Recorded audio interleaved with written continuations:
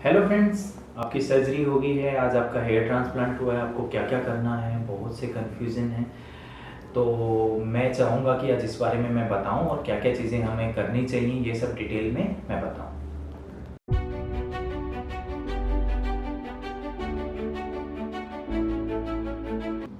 Hello friends, I am doctor Santpal Sangwan, dermatologist, cosmetologist and hair transplant surgeon at hair free and hair grow Gurugram branch. तो आज मैं basically बताना चाहूँगा कि आपको क्या क्या सर्जरी के बाद आपको क्या क्या करना चाहिए, क्या क्या इंस्ट्रक्शन आपको फॉलो करनी चाहिए।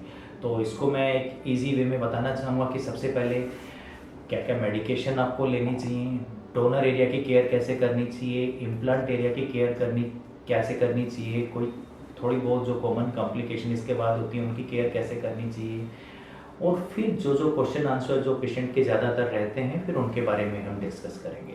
तो सबसे पहला पार्ट कि मेडिसिन क्या क्या लेनी चाहिए सर्जरी के तुरंत बाद। जैसे आप सर्जरी से आते हैं, हम देखते हैं कि पेशेंट थोड़ा सा इस तरह का दिखाई देता है। हम यहाँ पे एक बैंडेज, यहाँ पे सामने की तरफ बैंड, और पीछे जो डोनर एरिया है जनरली, और या बियर्ड भी इंक्लूड है, तो वहाँ एक बैंडेज हम करके रखते हैं।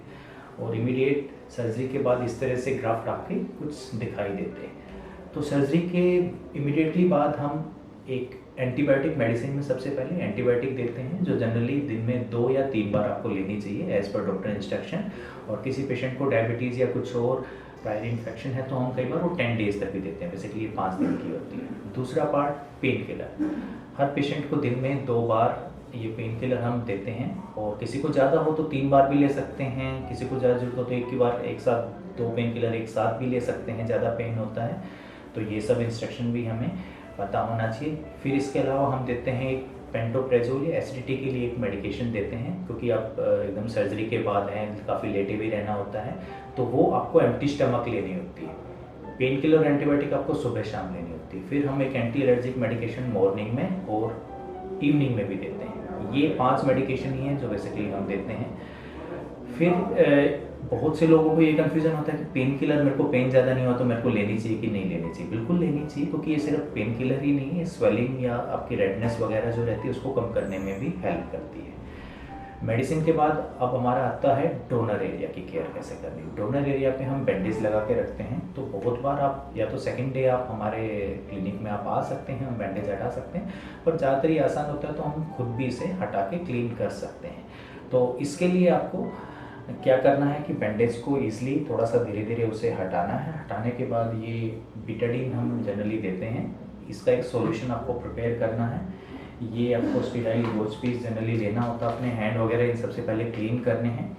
जो सॉल्यूशन बनता है उसमें ये गोज डिप करना है और अच्छे से डोनर एरिया का जो भी है आपको अच्छे से क्लीन करना है, इस तरह से, इस मोमेंट से।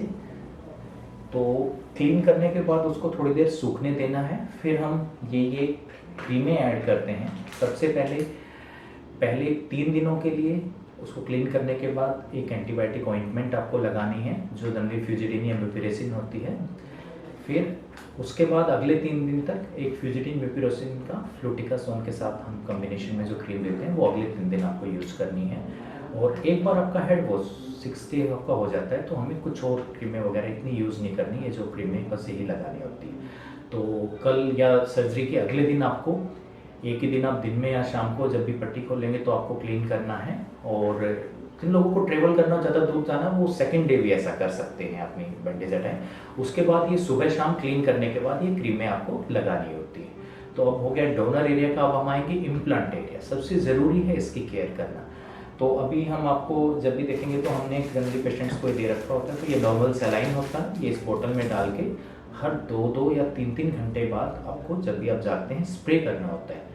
तो इससे क्या है कि वो ज़्यादा ड्राई नहीं होते, थोड़ी सी वेटनेस उनमें बनी रहती है। लेकिन जब आप रात को सोना होता है तो इसकी इतनी ज़रूरत नहीं है, आप सो सकते हैं। आप एक अलार्म भर के रखिए ताकि आप इसे भूलें ना। सबसे ज़रूरी पार्ट है, बहुत लोग इसको पहले दिन ही भूल जाते हैं और बाद में पूछते हैं। तो हर 2-2 घंटे में आपको ये स्प्रे करना है। फिर सबसे बड़ा कन्फ्यूजन कि सोना कैसे है, लोगों का ये बड़ा कन्फ्यूजन होता है। तो हम यही कहेंगे कि नॉर्मल एक तकिया रखिए, फिर एक जो गले में राउंड वाला तकिया, मैं थोड़ा सा पोजीशन दिखा देता हूँ, इसको रख के इस तरह से सोना है।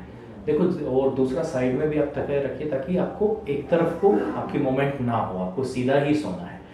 फिर भी खासकर ये तो कोई भी कर ही सकता है, जिनका हम क्राउन एरिया भी करते हैं उनके लिए ज़्यादा दिक्कत होती है। तो ये आप तकिया यहाँ भी रखेंगे और इधर भी इस पोजीशन में जैसा मैंने इसमें दिखा रखा है, तो आपका ये वाला पार्ट भी हवा में रहेगा तो ईजी रहेगा। बहुत से लोग कुर्सी पे बैठ के सोते हैं या सोते ही नहीं है, ऐसा नहीं करना है। तो ईजिली आपको नींद पूरी करनी है, बस इतनी इंस्ट्रक्शन आपको फॉलो करनी है और कोशिश करनी है ये वाला एरिया ज़्यादा टच ना हो।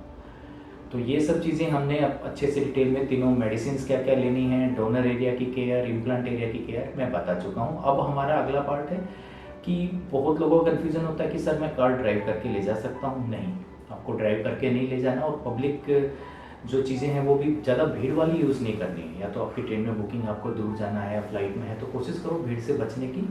दूसरा, जब भी चलते फिरते हैं डोनर इम्प्लांट एरिया का आपको बहुत अच्छे से आपको ध्यान रखना है कि ये टच ना हो। कई बार दरवाजे से ही टच हो जाता है, जिनकी हाइट ज़्यादा होती है, कार में बैठते हुए ये टच हो जाता है तो क्राफ्ट निकल सकते हैं।